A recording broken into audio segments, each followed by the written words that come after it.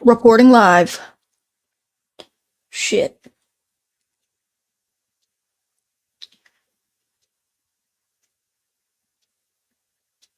I gotta do something. Hold on. Oh. Alright. Y'all smile for the camera. Wait, hold on. This is kind of fucked up.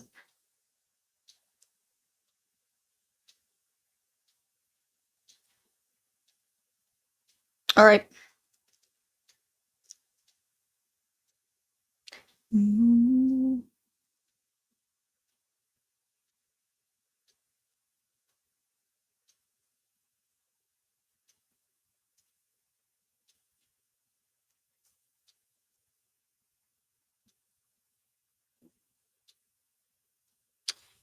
Okay. Okay. Ooh, let me turn down my volume. Unless you bust it open. Unless you bust it open. No. So, this is what I want to do. I will go back to that one. Our progress is saved, so we're good. But today, I would like to dive into a new game, the Set Yourself on Fire game. Because it looks super cool. Hold on. I want my fucking hair to stay in place while I'm... Yes. Look at this lip. Mm-hmm. That is, for anyone wondering, not sponsored, MAC lip liner in Edge to Edge. Oh my god, I'm like a beauty blogger! And then, my favorite lip gloss ever. Lawless. What is this even called? It's in Strawberry Popsicle, but they have so many different, like, colors of pink, which I love. Oh, this is the Forget the Filler lip plumping line smoothing gloss. And, like, it's not a lip plumping where it, like, burns your lips. It's, like, a very faint cooling effect, which I prefer. But I got, a bit ago, I got a lip plumper that burns the fuck out of my lips, but it works. And it looks good. From...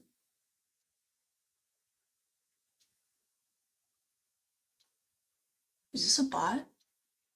Who is that? Is that a bot? Is that a bot? Is that a bot? But anyways, like, look at this. Juicy. I don't know, only the girls will kind of care about that. It looks good. They have one that's like, I don't know what the... It's watermelon something. Was that a fucking bot? Man, fuck those bots, dude. Every time I see something, I'm like, oh, that's so nice. And then I'm like, it's probably a bot. But anyways, they have one that's like, ooh, let me look it up. Because we have some time. I'm gonna wait a second before I start the game. It's cold. Let me see.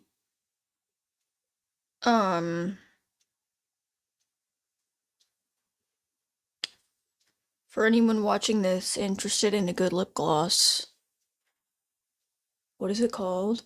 Juicy Watermelon. The color is so pretty. I want it so bad. It's so pretty. So pretty. Look, it's like a more hot pink.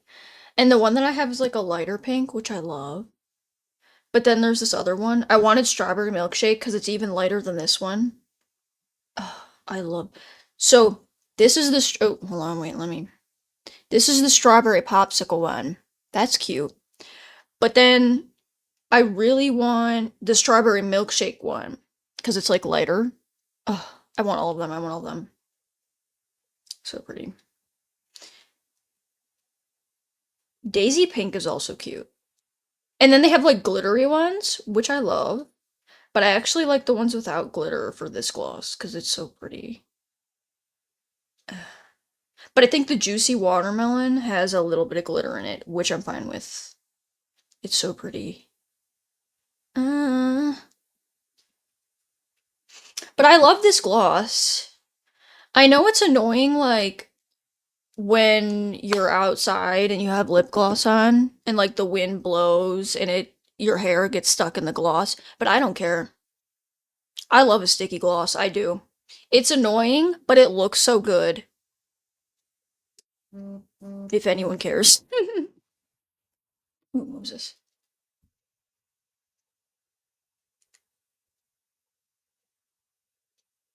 What is this?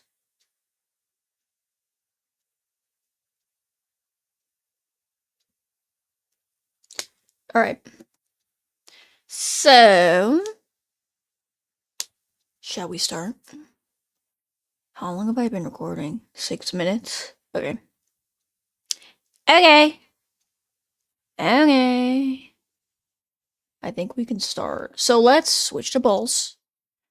Check out the game that we're going to play. It's on Steam. It's on Steam.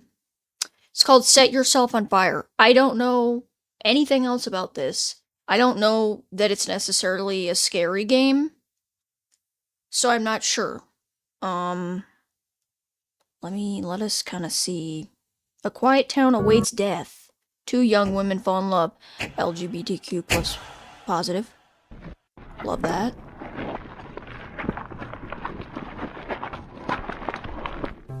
Ooh, this just came out this year.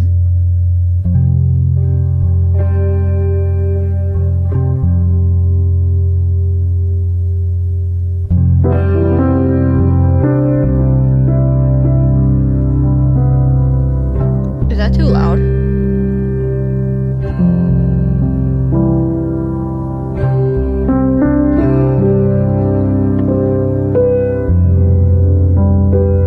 Am I gonna cry? Do you think this is gonna be sad? What if I cry? I cry pretty easy.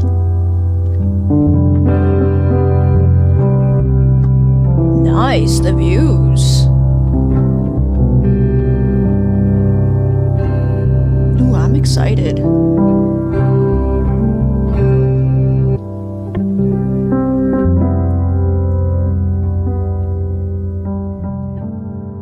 Okay, set yourself on fire. I'm gonna cry, aren't I? But the views! Look at this! Ooh, I love it! Wow. That's cool. I'm excited. Oh, shit. I think I'm gonna like this a lot. Okay, so let us start, shall we? Just 1 second. Let us start. Ooh, I'm really excited about this, I'm not gonna lie. Alright. Let's bust it open. Slightly loud? Okay. I turned it down. Cali type game. What does that mean? Okay, let's play.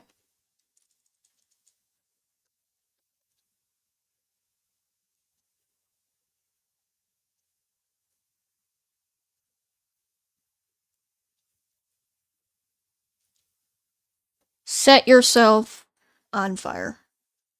Am I gonna cry? Okay, let's just restart, because I played it earlier to make sure it worked. Just, like, for 2 seconds. Chapter 1 in watercolor.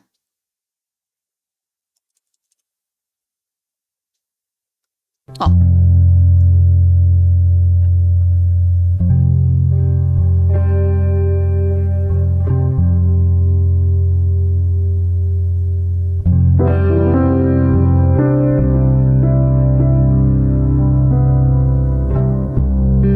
Got an airplane.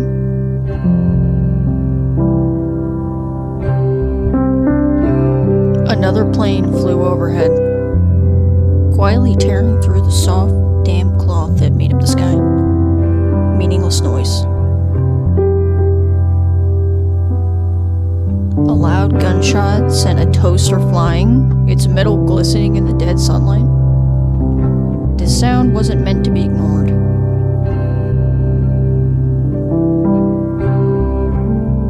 Oh! She pulled the trigger once again, and a soft click drowned in the wind. Not a surprise, but a disappointment nonetheless. When under her control, cacophony is therapeutic. I hope I said that right. Weapons are tamed chaos. She's used to it. Fond of it, even. There's always an intense emptiness embedded in the silence at the end of a session. The quietness followed her. She walked with purpose, direction, hands sitting firmly in the pockets of her army jacket. The road is mostly forest until you reach the town center. Then you start seeing garbage.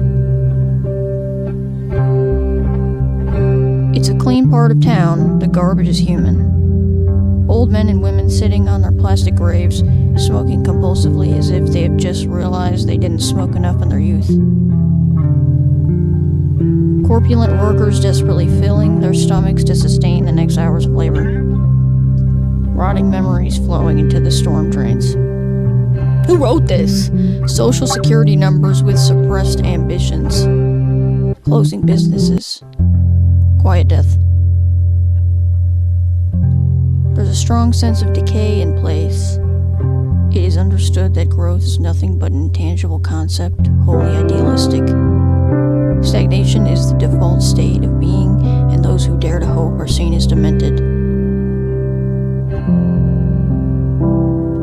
The walk home was an indistinct blur. Dang. I like this. Home was a silent void. A rusty carcass among 20 equally putrid carcasses. Trailer parks housed disposable people, invisible people. People who may be discarded after one too many sick days. Who wrote this? People who exist to generate value. Ooh! Today, Michelle generated value.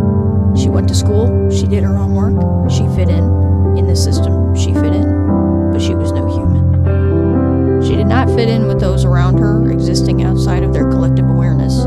She'd always been a ghost. To sleep is to taste death.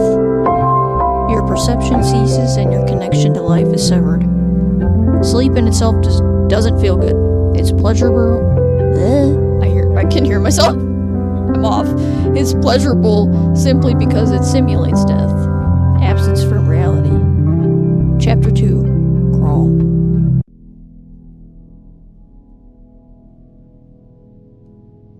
No one will start Michelle's day for her. Not anymore. It has been 10 months now. They have no address, so he can't send letters. He's becoming a memory, her father.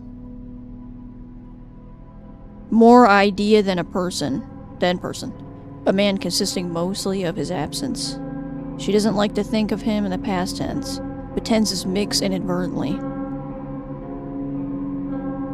Her father, oh god. Someone tell me how to pronounce this. I don't want to fuck this up. Aijuo? We're gonna say A, because I'm definitely probably saying that wrong, I'm sorry. Is an intelligent man. Not an intellectual, but an individual who understood the world better than most. He spoke of war, of the government, of consequences of the past, things most people don't want to hear about. He did not belong in a trailer park. The reality of his living conditions forced him into a subdued existence. Sometimes, memories of him feel like dreams. He'll be back. Once this all blows over, he'll be back. She thinks of her father on the way to school. The morning embodies lifelessness. The world is standing by in a perpetual state of inactivity. Oh. Broken bodies under bus stops, waiting for the restart of a tired cycle. Lives vanishing into stale air. souls drooling from gaping mouths sliding down crooked necks akin to daggers.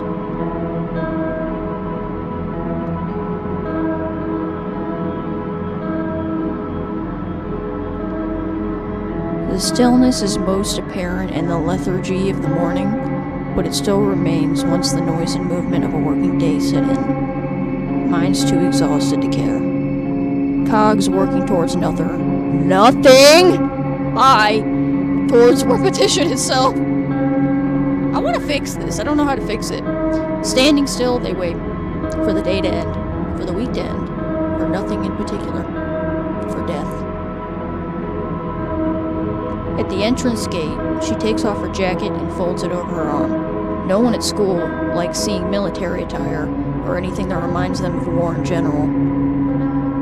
It's what men wear when they're sent to die. She likes the jacket though, it makes her feel big.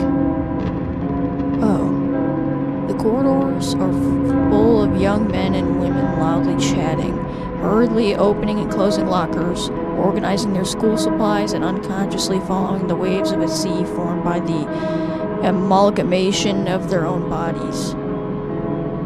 The bell rings and the tide speeds up. Doors serve as selective bottlenecks that drain the masses into each classroom. Michelle lets the ocean carry her. She leads her body to the end of the classroom, sits down, pulls a notebook from under her desk, and opens it to an arbitrary page. Pen and paper never touch. The teacher talks about nothing to no one in particular. From her confinement, Michelle looks at the outside world. The wind moves a tree branch, and her head moves along with it, softly swaying. Sun rays and shadows dance through the window, a quiet performance unbeknownst to anyone but her. A little secret made of light. Oh. That bell sounded weird.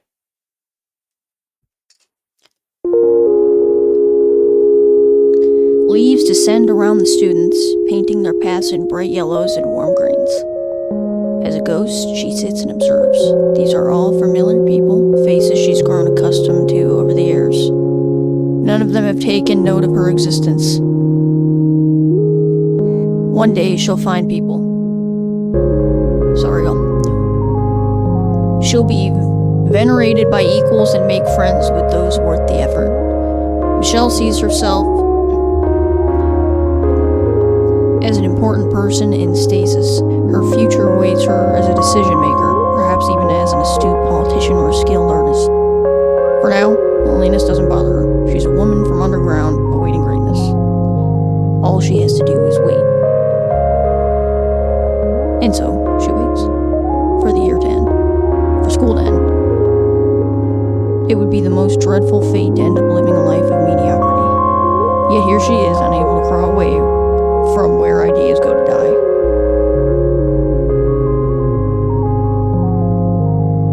Nice. There is a remarkable emptiness in the streets during this time of day. Most people are confined to their desks and cages, leaving silence to take over. Our footsteps almost echo in the stillness. As expected, the library is empty. The air is thick, charged with the smell of old paper and moldy carpet. The uneven floor forces an ungraceful gait, as if stepping on mattresses. A suffocating quietude permeates the space. The library doesn't receive donations often, so any book that hasn't yet been degraded by time stands out. Elephant, she observes, taking a tome from the shelf. Michelle finds a comfortable place to read. Elephant. The title appears alone on a plain white cover. No author's name, no illustrations, no details on the back. A single blank page stands before the start of the text. There are no chapters. Decontextualized descriptions of violent murders fill several pages from top to bottom, only occasionally interrupted by snippets of random people's daily lives. 3 paragraphs of friends laughing over coffee, followed by 5 pages dedicated to a single public execution. Sickening, hypnotic. This brutality is narrated in a dispassionate, impersonal, almost documental fashion.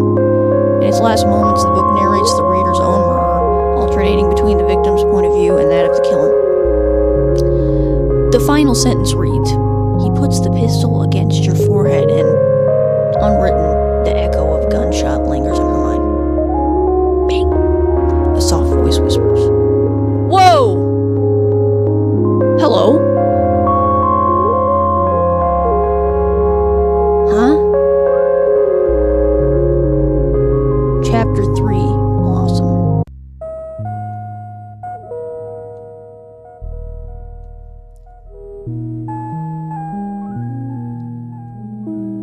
So, what do? I work part-time at a diner. Boring, but it could be worse. We don't get many customers. No. What do you do, in general, with your time? Michelle had to stop and think. She had never put it into words. I just hang around, I guess. I like going into these abandoned mills and processing plants we have all over the outskirts. I head to the woods sometimes, or the library. Places where people can't find you. Just killing time alone, really. That sounds depressing. I mean, it isn't just standing around. It's more like exploration. Sometimes I bring stuff to burn. Oh, some stuff to burn. Burn? Like, set on fire? Yeah. Nice. What do you do with your time? Nothing that interesting. I play the guitar, some of my own compositions. I write. I like walking around sometimes, but with no real direction. I guess I'm just killing time too. Seems like that's all we do nowadays. Doesn't sound like you have that many friends. Meh, most of my friends came and went. Maybe I'm just no fun. Michelle wasn't used to company. Walking beside this girl brought her a distinct sense of warmth. It felt like sharing a secret habit with an old friend. Her heart beat a little faster than usual. You never told me your name. I'm Alex. Michelle.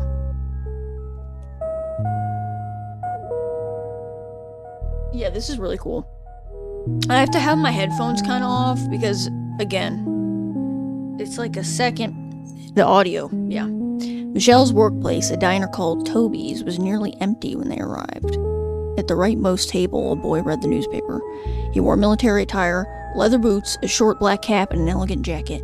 The latter was very similar to Michelle's jacket, the only difference being the symbol displayed on the sleeve. She had ripped off her coat of arms. He looked remarkably young for a serviceman, only 1 or 2 years older than the girls. The usual Richard? Yeah, he answered without looking. I'll be right back. Alex sat at the counter and looked around. A peaceful silence filled the air, occasionally broken by the turn of a page. It was hard not to feel like an intruder. The universe of calm was not meant to be witnessed. Not by her. Water break.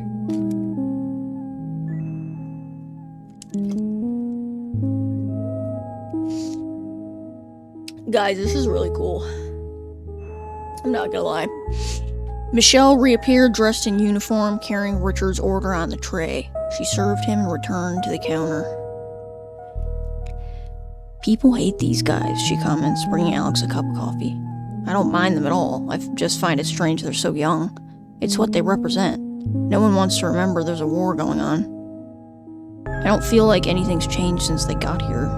Whatever. It's too little too late. Suppose something does happen. What are a handful of guys gonna do? A few miles north and you'll see towns full, and I mean full, of military personnel. Guard posts, vehicles, all of that. They're always talking about it on the radio. Are you sure it's that bad? Don't you think they'll send more men if it gets to that point? No, not anymore. I don't know if it's because we're in a poorer town, or if they're running out of resources. I've got a bad feeling about all this. It's like something horrible is gonna happen very soon, and everyone around us just keeps looking away, waiting until it blows up. Sorry, I don't want to stress you out. Maybe I'm just paranoid. Michelle kept quiet. She looked outside. It was a nice, sunny afternoon, clouds in peaceful motion, treetops swaying in the wind. It didn't look like the world was about to end. It didn't look like the world was about to end. Certainly.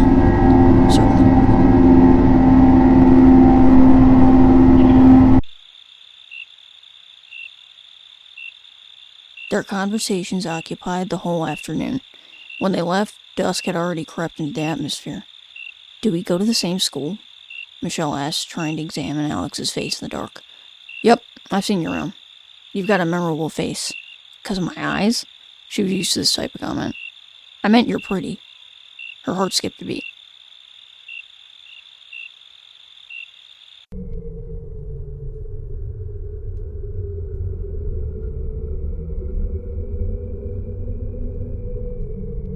Alex walks home alone.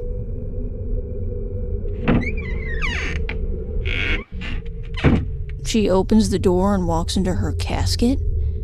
The door is fake. The windows are fake. The walls are fake. Something produced by a child who had a faint idea of what a house should look like. The furniture is adorned with empty bottles and plastic garbage. The walls and floor are stained with mold. The minuscule living room has an unpleasant stench that's just too hard to describe.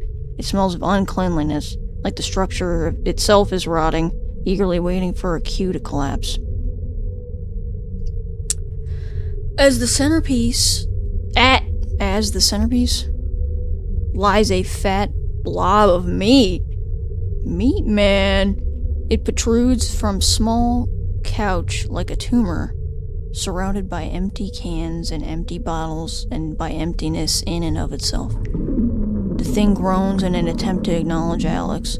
She rushes to her room. As long as she keeps herself as small as possible, there will not be any disagreements. Alex looks in the mirror beyond the reflection. Nothing. A rough outline suggesting the shape of a person she is. Tonight the girl lies without her limbs. The air consumed them. She can't hope to run or crawl. Memories of a wasted... future rock her to sleep. Tick, tock, tick, tock, tick, tock, tick, tock.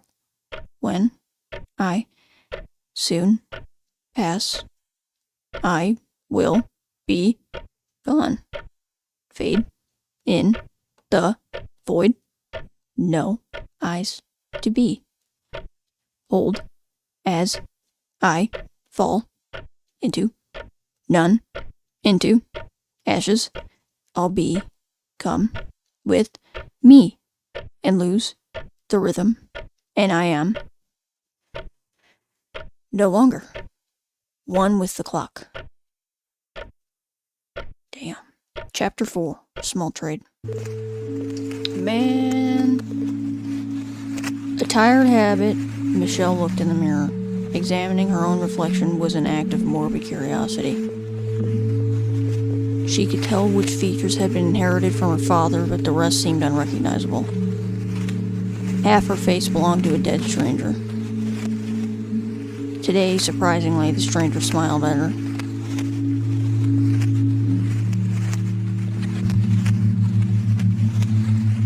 Walking to school, she witnessed the same cyclical nothingness from yesterday and the day before yesterday. She passed through the same bridges and the same thoroughfares and the same overpasses and the same closing stores and the same meaningless and different people bathing their bruised scalps in the coldness of the sun. Nothing had changed, but something had shifted. She couldn't quite put her finger on it. She was waiting for something, that much was clear. Waiting, nothing out of the ordinary.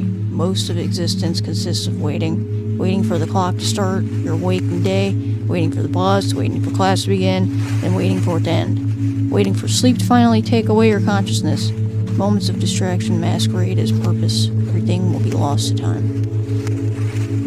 She vegetated for the first few periods. The bell rang. Routine. Hey. How's it going? I'm here. Alive, I think. You okay?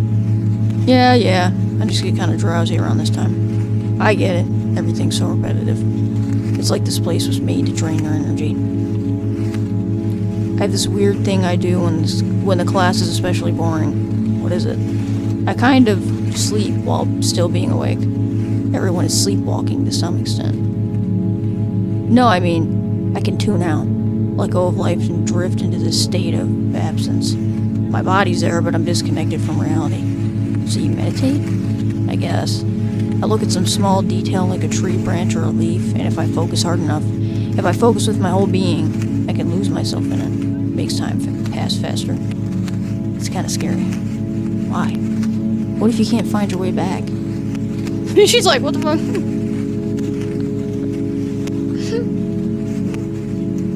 You're looking really rough today, you know that? That's just what I look like, in general. Are you hungry? A little. If she said, wondering what exactly gave it away. I ran out of food for the month this morning, so I had to... You ran out of food? She asked, taken aback. It's not too bad. I can still eat at work, and wait here, I'll be right back. Michelle couldn't understand what reason did this girl have to worry about someone else's meal. Alex came back holding 2 neatly packaged grilled cheese sandwiches. Oh my god, I love grilled cheese. Those really expensive ones from the school cafeteria. Here, one for right now, and the other for later after work. You bought this for me? Just eat, you need it. Her tone was somewhat blunt. Michelle accepted the gesture hesitantly. Today's not my shift, but thanks. What, you're just not going to eat properly for the rest of the month? I can manage. You shouldn't have to. For the remainder of the break, they enjoyed each other's company. It was nice simply to be beside someone else. Words felt entirely unnecessary, mutual, comfortable silence. Shadows of students who looked faintly familiar but incomprehensibly distant danced around the girls, black silhouettes laughing and waving. They watched the specters as one would watch a play. Other humans existed as part of a performative act. Their lives extended no further. Michelle imagined herself as one of the men in Plato's cave. What if Plato had a cave rave? Plato's cave rave. Want to hang out after class? Aww. Nice. You're a pro.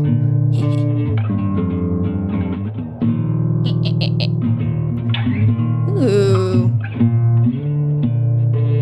The girls leaned against a metal container in the middle of a construction site. The place had been abandoned for years, a common sight. Most structures had been left to rot in some way or another. The town is full of unfinished bridges, unused train tracks, rusted corpses, false promises, skeletons made of construction beams. What else do you do here? Anything, really. Sometimes I climb things, sometimes I kick stuff around, sometimes I just lie down and wait. And what do you wait for? Michelle didn't know. Until I get bored of lying down. Alone? I was right. This is depressing. I don't mind. It's nice to be by myself like this. Meditative. I get the sense that all you do is vegetate. There's more to it. In places like this, it's just me and my thoughts. I'm my only witness. No one's around to bother. Am I bothering you? No, you're not like other people. You have something they lack. Awareness? Depth, I think. Michelle didn't know enough about Alex to make such a statement. This was an uncertain notion, but one she vehemently believed in. As some believe in God. How come? Talking to you makes sense. You understand what I say. Isn't it like that with everyone?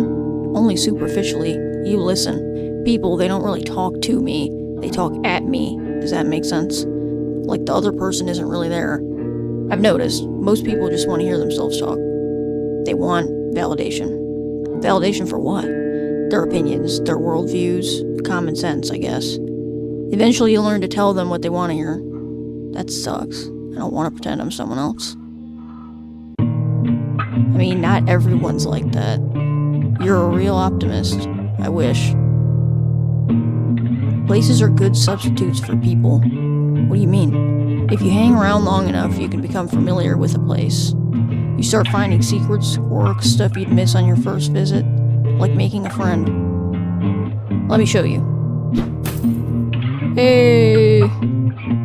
Oh, not the cinder blocks. I know. Look inside these bricks. Oh, Michelle led Alex to a sad little pile of cinder blocks. Look inside these bricks. Hundreds of small spiders greeted them from intricately designed webs. The creatures weaved, walked, and rested unbothered by the 2 giants that peered into their world. Some seemed to wave. There's a whole society in there. Cool, right? They have their own little universe. Do you check on them often? Whenever I come here. I wonder if they recognize you. They look fragile, like a gust of wind or some rain could kill them off. Life is fragile. We have to protect them. Let them be. We aren't their gods, we are observers. There's a place I want to show you. Speed limit 50. Ooh! Vibes. The girls stood by an abandoned car looking through the windows. They could see the owner's neglected belongings. Interesting, isn't it? It's like think this is kind of voyeuristic? It's more like a historical exhibition. I treat this place as a museum. The back seat had been repurposed as a bed. There were sealed food cans on the ground next to a pencil case and some loose papers in a folder. Look, a kitty. A stack of thick books occupied the driver's seat, 2 stuffed animals and a plastic duck set, shotgun. It was undeniably a living space. Every aspect of the interior suggested the existence of an inhabitant, evidence of a secret life, remnants of a private past. Besides, the owner's long gone. It's been like this for at least a decade, like a time capsule. No one else knows about this? Aside from us, nope. I guess this is one of those places I'm familiar with. Seeing those books, they must have been a college student, probably working part-time not to starve. It's not a very organized space. Must have had a hectic mind. Hard to stay sane in a situation like this, but it's admirable. They were dedicated, they were pursuing something. You can't say that about most people. This was a person full of ambition, full of complexity. Sometimes I wonder what life was like for them. The routine, really. How it must have felt to be reading your uni material deep into the night in that cramped back seat. Michelle continued to stare into the car as Alex rattled on about the protagonist of her speculations. She spoke of this hypothetical being with a particular assuredness, as if the events had happened to her and not to a character. Or maybe, late in the afternoon, standing outside to get some fresh air, listening to the crickets as the sun set, along with their thoughts, completely secluded. How lonely it must have felt, how liberating too. Do you think this person can feel us? What? Can they sense us looking into their history? They're not here anymore. No, I meant just like we're looking at them from the present, they're looking at us from the past. I doubt it. They didn't know someone would be watching. Maybe they wanted to be remembered somehow, that's why they left all this stuff here. Would that make us witnesses? In a way, yeah. Or ghosts.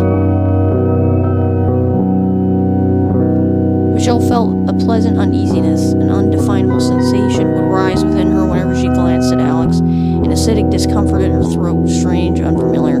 Tiny anxieties faded in and out of her consciousness at the rate of her heartbeat. Still, she made eye contact. People respect you when you look them in the eyes, she was taught, but she desired something beyond. Respect is an emotionless courtesy. It may exist between strangers who still have reasons to doubt each other. Michelle wanted respect between her and Alex to be guaranteed, presumed, unquestioned. She wanted to be part of Alex's universe. Vibes. Alex was a real person, one of a kind, someone with a conscience, someone who could look you in the eyes and answer your questions thoughtfully, someone worth the effort. Finally, someone worth the effort. In a dream, Alex would be purity in human form, a holy being, an angel, a gathering of all virtues. Michelle, however, was still drowning in ambition, never quite reaching her full potential. They were not equal. How lucky she was to have the attention of such an important, complete individual. I sure hope we don't get bombed or something. The lamppost lit up earlier than usual. I do feel like a ghost sometimes. In what way? Like an observer. The world's moving on while I'm watching from the sidelines. And I'm just existing, waiting until something happens that'll start my real life. Everyone's a little bit like that. I don't know where I'm going either. I'm just worried it'll always be this way. I look around and I see people made of plastic. And they wait at the bus stops, and they go to work, and they wander around completing these small cycles, but they're not really doing anything. They're filling their time out until the day is over. I get tired just looking at them. I don't want to turn out like that. Aren't we doing exactly that right now? Michelle wondered if Alex saw her as a waste of time. That's just the nature of things. There's not much we can do about it. I can't accept that.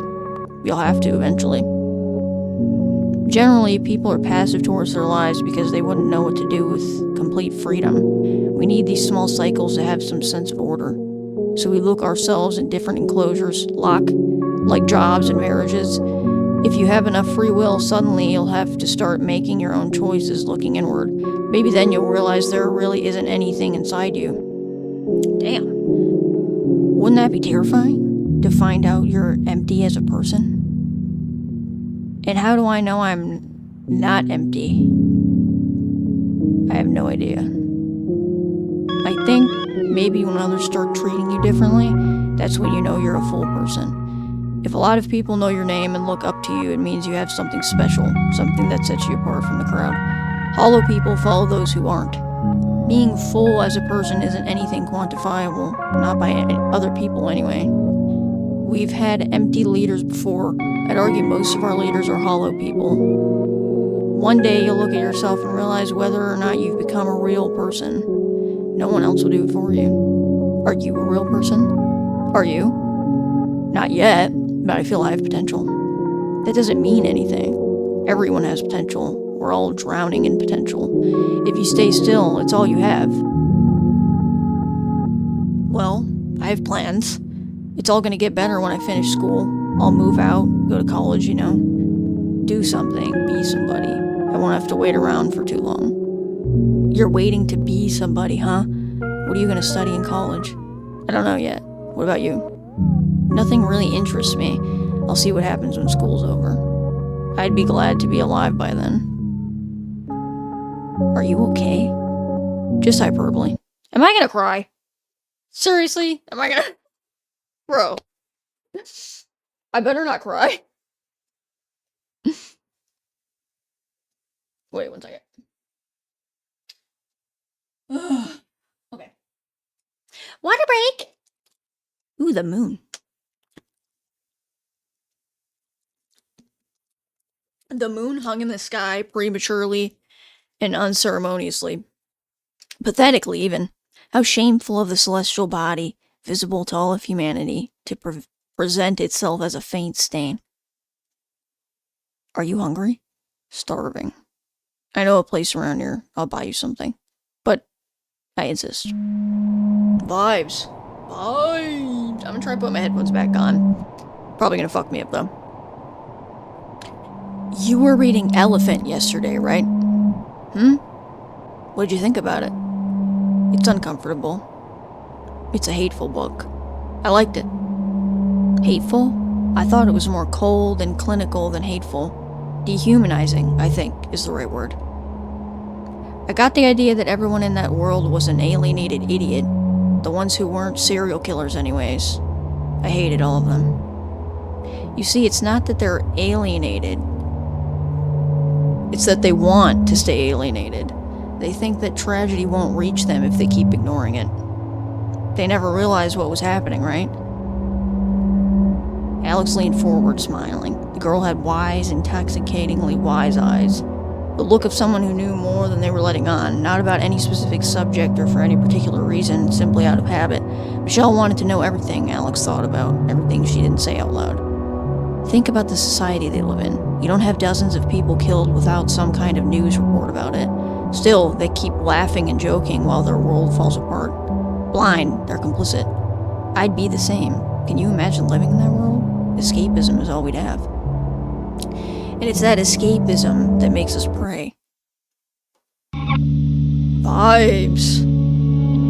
Man.